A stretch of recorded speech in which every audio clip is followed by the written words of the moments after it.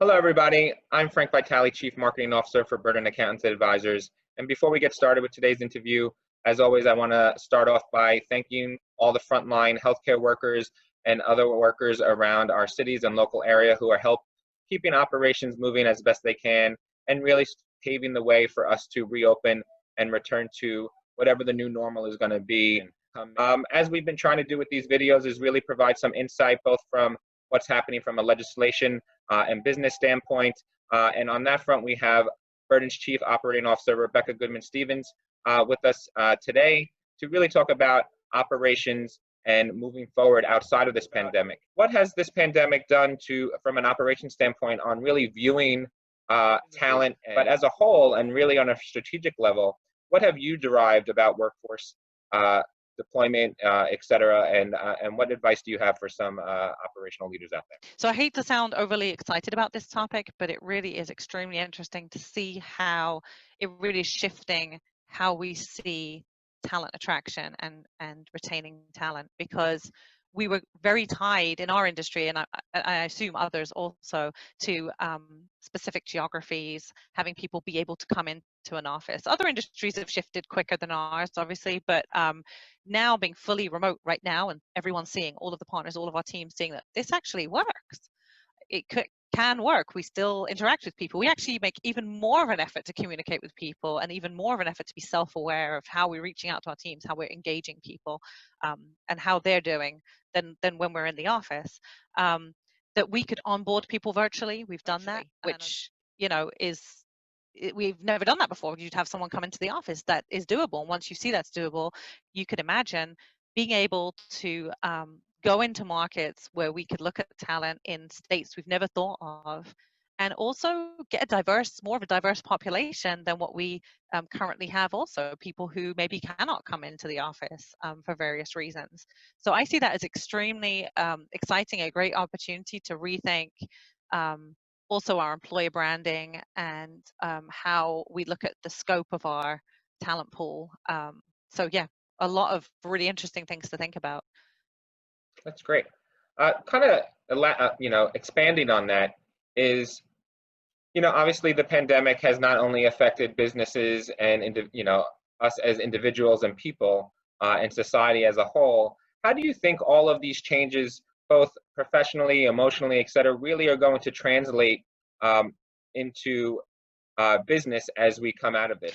Yeah, and I'm learning a lot. I mean, I'm the first to be extremely vulnerable and say, there's a lot that I still have to learn, and I'm glad about that, because the day that we don't have anything left to learn is really a sad day. I've definitely spent a lot of time thinking about how to better communicate and engage the teams and be more aware of communication styles and how we all interact together.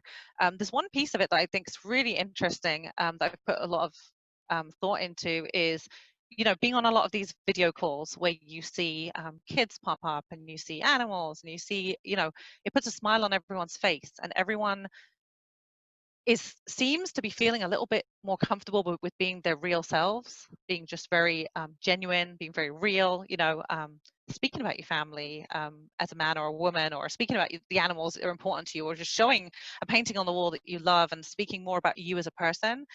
And I love that on the level of being a more compassionate and people-focused firm, which I'm already very sensitive to, but it just really kind of emphasizes that.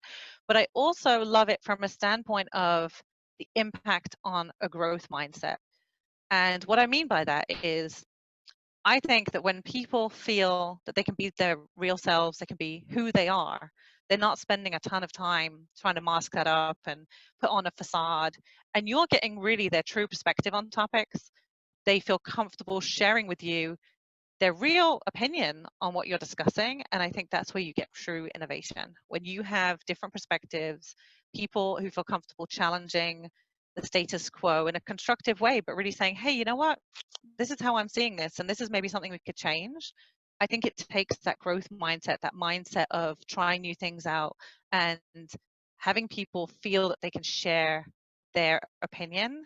It really kind of lowers the barriers of how vulnerable people can be. And I see a huge, huge impact and benefit to organizations in that. So yeah, I think that's really an exciting point.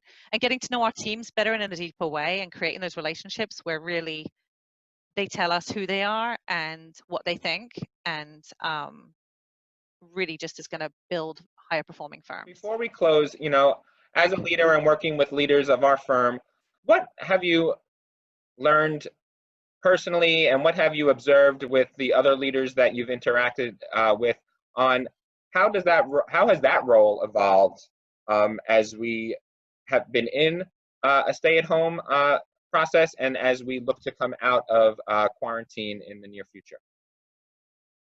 So I'm not sure if it's evolved or if it's just even more visible and we need even more mindfulness on it before than ever. And I do want to specify that leader could be a formal leader that's kind of appointed in a leadership role. It could be absolutely anyone can take on a leadership role in any context within their team, within their family. So it really is that broad definition of leadership that I want to talk about.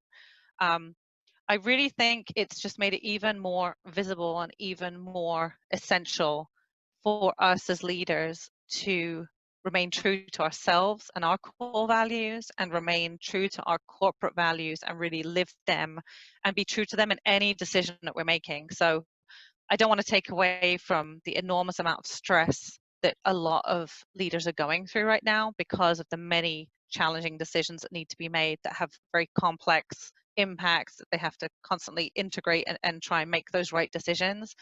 But to really be able to continue to be a resource to your teams and to show how the decisions that we make, even if they're very tough decisions, tie into who we are as people, who we are as the cultures in our firms.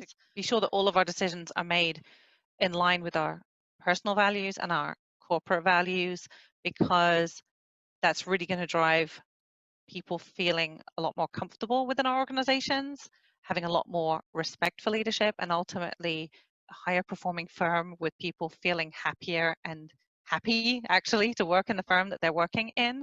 And let's not forget, these situations, this also shall pass. Like, this is going to end and we'll go into a new normal, and people are going to remember exactly who we were at this point in time. And it doesn't mean we have to be perfect, because I'm not, we're all definitely not. It just means that we have to really make our best effort to be in line with our values in the decisions that we're making.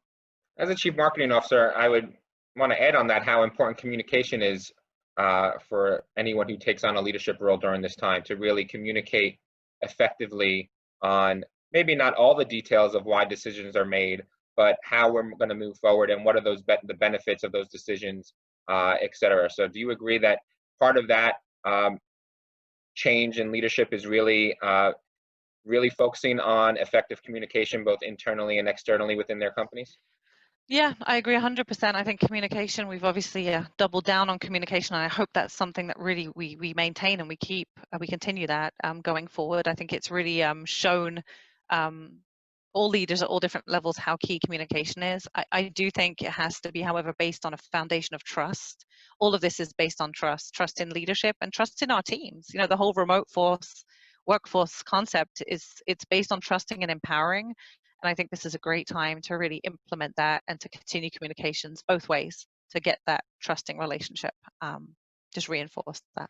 Rebecca, thank you so much for your insight, and for all of our followers out there, if you have any questions on any of these topics, please feel free to reach out to Rebecca directly or myself, or you could reach out to any Burden advisor by visiting our website at www.burdenllp.com. That's BERDONLLP.com. You could also access our COVID Information Center there, where we have a number of articles and resources to help everyone navigate through the complexities of what's going on with COVID-19, and also help prepare you as you prepare to start getting back to some level of normalcy and reopening your businesses and engaging what the new normal is going to be going forward. So Rebecca, thank you again for your time. We really appreciate it. Thank you so much for inviting me. Thank you. All right, all have a great day. Stay healthy, stay safe, and we'll look forward to speaking with you next time.